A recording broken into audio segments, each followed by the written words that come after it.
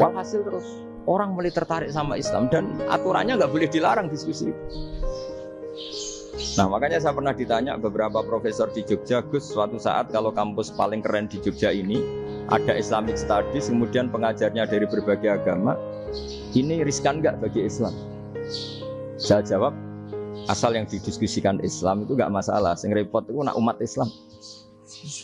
Karena kalau umat Islam yang jadi percontohan, banyak raja yang dolim, banyak pemimpin muslim yang dolim, terus identik dengan Islam itu jadi dolim kan ribet.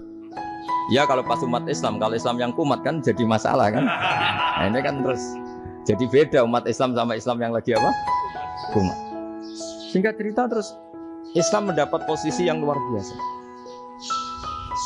Nah makanya di sini diistilahkan falam makanatil hudnah, ketika ada perdamaian wa amanan nasu ba'dum ba'do, orang merasa aman, itu fatafawadu fil hadis wal munazaah. Mereka berdebat, munazaah itu berdebat. Keren mana konsep Muhammad dengan konsep Abu Jahal? Keren mana konsep Tuhannya Muhammad dengan Tuhan kita? Terus diskusi dan mereka akhirnya ikrar, wah yang benar ya Muhammad. Di mana-mana Tuhan itu ya sebelum langit dan bumi, di mana-mana Tuhan yang punya reputasi menciptakan. Masa Tuhan reputasinya diciptakan, kayak berhala dan sebagainya. Ibadah juga gitu. Ibadah wong kafir itu kalau tawaf itu telanjang, ibadah Muhammad santun pakai pakaian, terus akhirnya mereka mulai tertarik Islam. Sehingga saya lihat di beberapa tafsir, saya memang tidak akan ngomong yang tidak serius, ngergani Unisba ben sawangane pemikir serius. Di Quran itu sampean lihat di tafsir Tobari itu ada ayat bal naqdhifu bil haqqi 'alal batil fayadmaghuhu fa idza huwa zahid. Qadhafa itu kalau di kamus tak lihat itu takallama bila dalilin. Qadhafa itu yes, pokoknya sekenanya. Artinya gini, kebenaran Islam atau kebenaran hak itu kamu taruh sekenanya saja itu tetap menang. Apalagi kamu taruh secara teratur, kamu taruh sekenanya saja itu tetap menang. Sehingga di sini banyak sahabat yang hidup di Cina. Sekarang juga banyak orang alim yang milih hidup di Amerika, banyak orang alim yang milih hidup di Inggris. Dan mereka pede, percaya diri karena kebenaran itu kamu letakkan di mana saja, itu tetap akan menang, akan menemukan momentum kemenangannya. Misalnya gini, contoh paling gampang. Dulu para peneliti, seorang lagi dulu para peneliti itu ya datang kemana-mana, termasuk Ibnu Battuta, termasuk Ibnu Khaldun, ya semua peneliti itu suka neliti. Setelah diteliti, Quran itu satu-satunya kitab suci yang membicarakan sains, misalnya tentang falak, tentang astronomi, tentang asal-usul kejadian manusia, kejadian makhluk. Juga bicara tentang geografi, geologis, semuanya.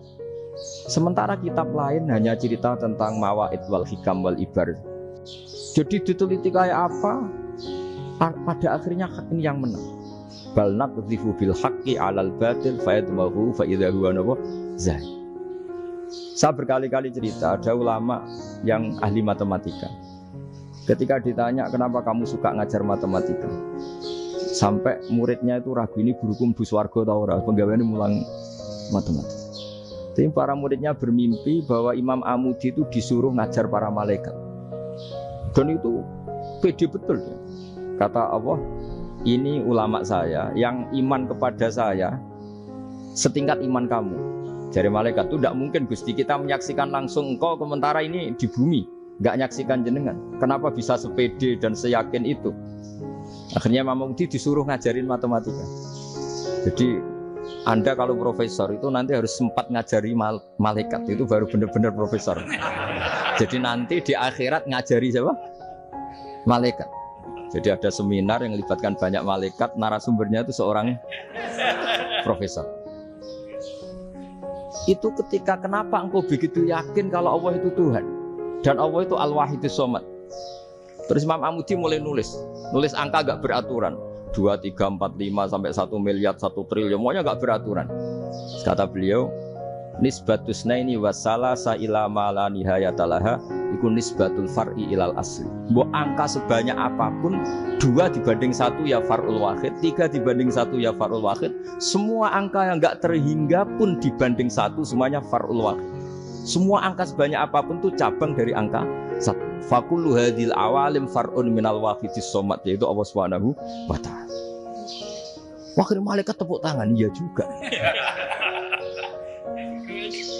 Jadi begitu juga ada ulama itu ahli gambar. Saya dulu ngaji sama Mbah Mun Al-Husunul Hamidiyah, itu kitabnya itu banyak gambarnya. Dan gale gambar yang ngawur betul, mangga ahli gambar. Saya lepol, tersempurna lele. Semua gambar bangunan, gambar sapi, pokoknya gambar. Ternyata dia menemukan Tuhan itu dari gambar. Gambar serapi ini atau seruwet ini sama. Gambar rapi sama ruwet itu sama kalau dalam pandangan tauhid. Dimulai minan nuqtah al-wahidah. Kowe cek gambar sing rapi, sing indah, cek gambarmu elek, dimulai dari satu titik. Dan titik ini nuqtatil wujud, yaitu Allah Subhanahu wa ta'ala.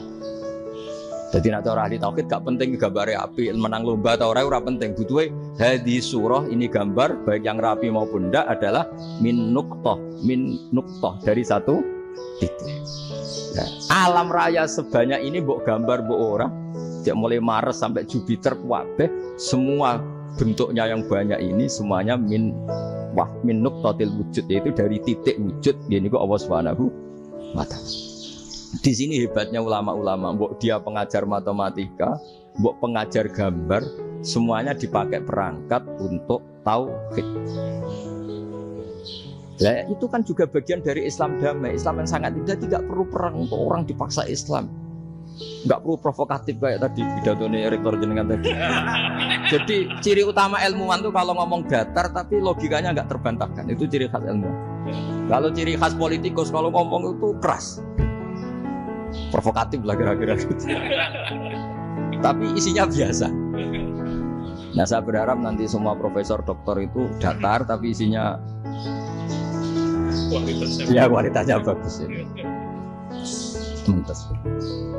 Jadi makanya terus kata ulama, kenapa diistilahkan balnat zifu bil haqqi? Kenapa pakai qadzafa sementara qadzafa maknanya takallama bila dalil? Maksudnya bila dalil di sini itu min ghairi ikhtiyajin ila dalilin. Kebenaran itu memang enggak butuh dalil. Apa kita perlu dalilnya apa? Buktinya apa? Kalau 3 itu cabang dari 1. Wong gendeng yakin yang takut gitu pas orang gendeng. Wong 3 cabang dari 1 kok ditanyakan buktinya apa? Itu min awalil bidah. Pertama orang pasti tahu kalau 3 itu far'ul wahid. 1 juta juga far'ul wahid. 1 miliar juga far'ul. Gambar yang sebanyak apapun ya dimulai dari satu titik, cek gambar benar maupun yang tidak. Akhirnya apa?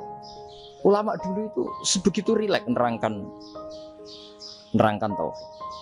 Lalu kenapa asma ini yang ya ini kan khas NU ya, khas pesantren. Sebenarnya saya keberatan pakai istilah khas NU, pakai khas pesantren karena NU itu anaknya pesantren, jangan dibalik pesantren anaknya NU karena sebelum ada NU itu ada pesantren. Tapi kayaknya Unisma lebih suka pakai bahasa NU dan saya ya agak-agak orderan yang terpaksa disuruh ngomong. Ini agak kacau sebetulnya, ini agak kacau. Jadi NU itu sama pesantren itu tua pesantren. Jadi NU dilahirkan pesantren, bukan dibalik pesantren dilahirkan NU. Sehingga barokahnya didirikan pesantren ini, kadang nyuwun sewu sekali berbahashim itu kadang ide besar beliau itu ora dituruti wong NU. Jadi Mbah Hasim cara kula kok dadi Mbah Hasim ya mangkel. Mbah Hasim ku ngarangno kentong. Nggih ngaramno beduk, tapi wong NU nganggo kentong. Dan uniknya Mbah Hasim enggak tersinggung. Karena ciri khas pesantren itu membolehkan perbedaan apa? Pendapat. Itu masyhur khilafnya Mbah Hasim sama Mbah Fakih Mas Gumampeng itu sampai dikitabkan, saling ngeritik, saling macam-macam lah. Jadi cara berpikir Mbah Hasim ketika Nabi rembukan, ini gimana ya cara menentukan waktu sholat? Ya pakai kentong ya Rasulullah, zakalin nasoro itu untuk orang Nasrani. Ya pakai buk itu trompet, zakalil Yahud itu untuk orang Yahudi. Terus ada yang lagi pakai api ya Rasulullah. Zakalil Majusi itu orang Majusi. Setelah itu ada orang datang lari-lari cerita mimpi azan tadi. Ya itu terus dipakai sarana pemanggilan sholat ya azan itu. Sehingga Mbah Hasim menolak kentong. Karena mantas sababi qaumin fahuwa minhum. Beliau keras sekali sampai bilang haram. Beliau judulnya ya haram, Al-Jasus Antahrimin Nakus. Setelah naskah itu sampai ke Mbah Fakih Mas Kumambang di Gresik situ, di daerah Dukun situ. Dulu nggak ada WA ya, jadi sampainya ya lama. Makanya saya sampai sekarang nggak punya WA, karena ya saya ulama kan, kalau WA-an terus ya jadi ulama. Nggak jadi ulama, main WA-an terus itu. Nah itu termasuk rektor nggak kober mikir itu mesti kebanyakan WA. Karena kan otaknya didikte oleh sesuatu yang masuk. Sesuatu yang dilihat itu kan pasti mendikte kita. Beda kalau yang nggak WA-an kan mikir apa kita yang menentukan. Kalau WA-an kan kita ditentukan. Mau mikir anaknya butuh apa, gara-gara WA informasi Jakarta mikir Jakarta. Padahal secara kewajiban ngapain kamu orang Malang mikir Jakarta? Gara-gara WA mikir Jakarta belum selesai ada berita di Sulawesi, mikir Sulawesi. Habis itu mikir NTT. Makanya semua orang sekarang merasa tokoh nasional gara-gara informasi yang masuk itu nasional. Jadi Mas Yo RT yang mikir gimana Gus Indonesia. Ada RT loh. Sampai lupa kalau dia itu RT. Jadi semua orang sekarang merasa tokoh nasional. Nah, itu gara-gara apa coba? Akhirnya semua orang juga punya ide tentang nasional. Harusnya negara begini-gini. Jebule wong sing duwe ikon itu RT. Ribet kan?